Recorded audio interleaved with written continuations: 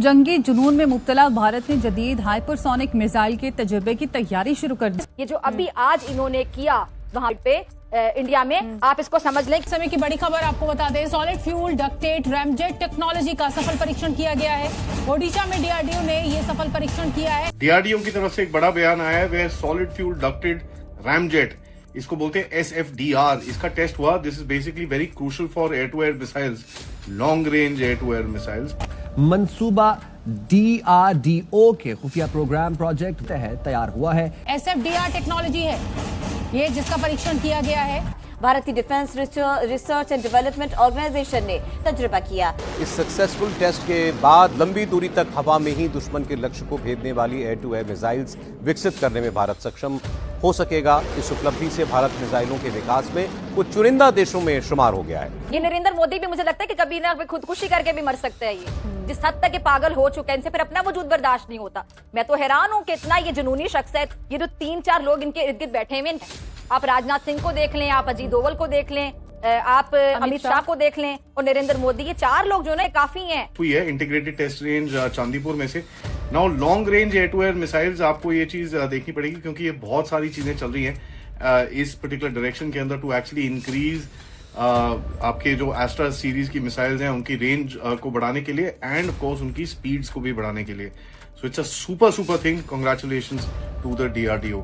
भारत की तरीन जंगी हिकमत अमली, जदीद तरीन हथियारों और वॉर टेक्नोलॉजियां भर में जंगी माहिर के तौर पर उभर कर सामने आया है। हो चुका है। ये बड़ी दिल दहला देने वाली स्टोरी है। फिर आगे जाएंगे और ये बताएंगे कि मोदी ने, भारत ने अपने दिफाई बजट में इजाफा कर दिया। ये दिफाई बजट में वो इजाफा क्यों करता जा रहा है? How do you see this development in India? ये जो डिफेंस बजट उन्होंने अपना इंक्रीज किया है, जिसमें उन्होंने $23 बिलियन जो है वो नए वेपन्स के लिए रखे हैं, ये क्या इंडिया सिग्नलिंग कर रहा है? और keeping in the mind that dear $23 billion means Indian currency budget 3 times. Bharat ने डिफेंस सेक्टर में एक बहुत बड़ी अचीवमेंट हासिल करी है जिसने पूरी दुनिया, खासकर पाकिस्तान की नींदें उड़ा दी हैं। DRDO ने SFDR टेक्नोलॉजी का सक्सेसफुल टेस्ट कर दिया है। ये कोई मामूली टेस्ट नहीं है, ये भारत की मिसाइल पावर को एक नए लेवल पर ले जाने वाला गेम चेंजर है। आप भी सोच रहे होंगे कि SFDR में ऐसा क्या खास है, तो सुनिए।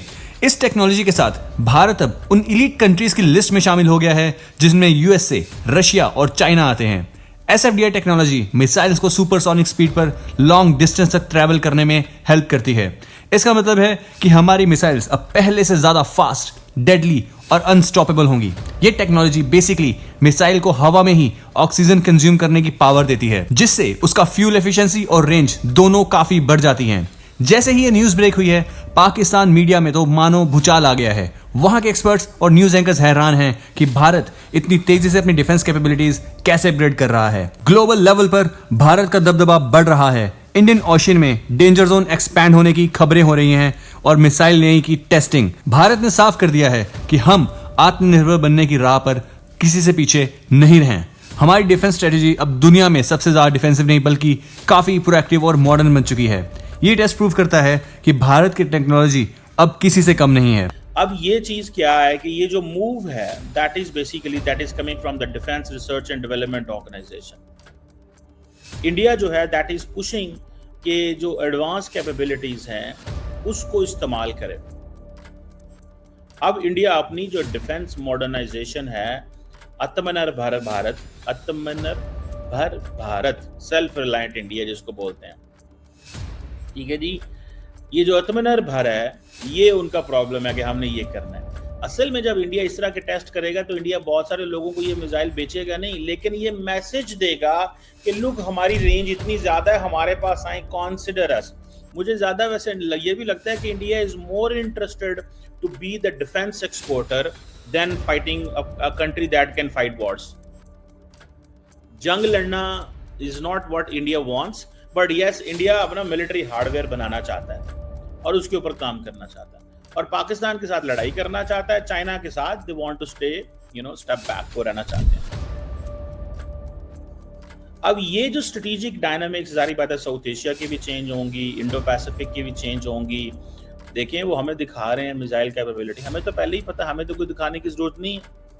रेंज जब बढ़ाते हैं तो messages China, messages to USA, and then the most important thing is ये जो डिटरेंस पोस्चर है उसमें वो ये क्या कर रहे हैं, they are giving a signal of a second strike capability का सिग्नल दे रहे हैं,